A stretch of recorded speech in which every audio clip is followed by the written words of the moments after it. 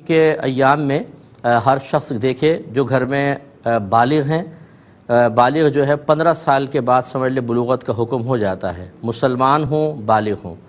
تیسرا مقیم ہوں مسافر نہ ہوں، حالت سفر میں نہ ہوں، اور چوتھا وہ مالک نصاب ہوں۔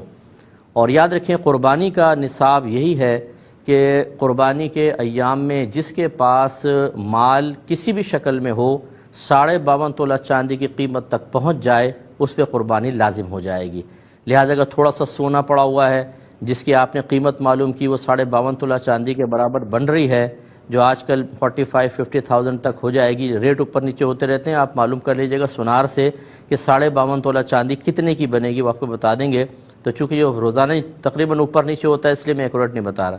تو آپ وہ معلوم کر لیں۔ اب اتنا سونا ہو یا تھوڑا سا چاندی تھوڑا سونا ہو تھوڑا کیش پڑا ہو، ان کو ملا کر آپ کر لیں۔ اسی طریقے سے کوئی آپ کے گھر میں ضروریات زندگی سے زیادہ ایسا سامان ہو،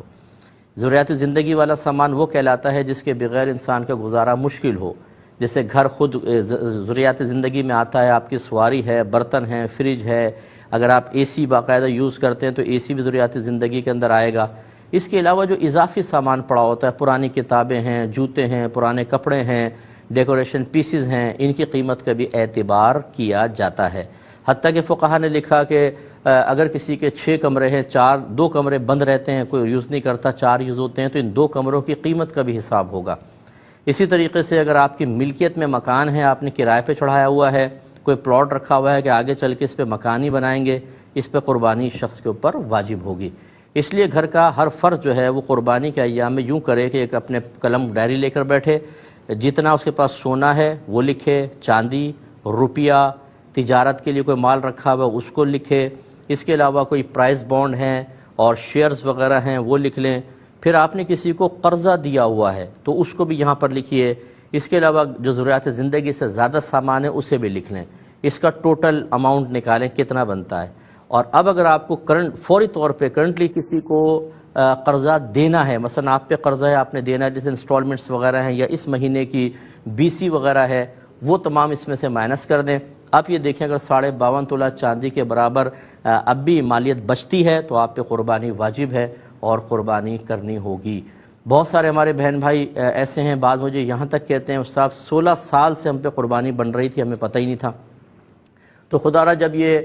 ہم پر کوئی مال کی ادائیگی لازم ہونے لگتی ہے تو بعض اوقات ہم ان مسائل کو سیکھنا ہی نہیں چاہتے،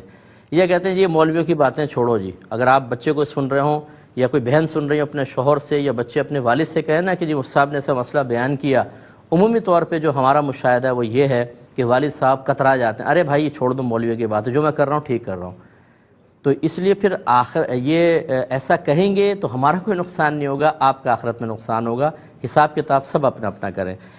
تو آپ کی خدمت میں گزارش کر رہے تھے کہ تھوڑا سا اپنے نفس سے مقابلہ کیجئے، آپ اپنا ہر شخص اپنا احتساب کرے اور خود اپنا اپنا حساب کرے۔ مثال کے طور پہ گھر میں والد صاحب ہیں، زوجہ ہیں، 4 بیٹے بالغ ہیں، 2 بیٹیاں بالغ ہیں اور بہویں ہیں ہر بیٹے کی، تو بہویں اپنا اپنا حساب کریں، لڑکے اپنا اپنا حساب کریں گے، بیٹیاں اپنا حساب، زوجہ اپنا حساب اور شوہر اپنا حساب کریں گے، اور پھر دیکھیں گے جس جس پہ قربانی واجب ہے انہیں قربانی کرنی ہوگی۔ تو یہ ہو سکتا ہے کہ آپ کے گھر میں ہر سال 1 قربانی ہوتی ہو، آپ اپنے حساب سے کر رہے تھے، لیکن جب آپ حساب کریں گے تو آپ کو پتہ چلے گا کہ ہمارے گھر میں تو ہر سال 4 قربانیاں بنتی تھیں، 5 قربانیاں بنتی تھیں، 6 قربانی بنتی تھیں، تو اس کا مطلب ہے کہ جو 6 بنتی تھیں اور آپ 1 کر رہے تھے تو ان 6 کا وبال آپ پر ہوگا، یعنی 5 کا وبال ہوگا، اور جس نے واجب ترک کیا گناہگار ہوگا۔ تو یہ اچھی طرح حساب کر لیجئے گا۔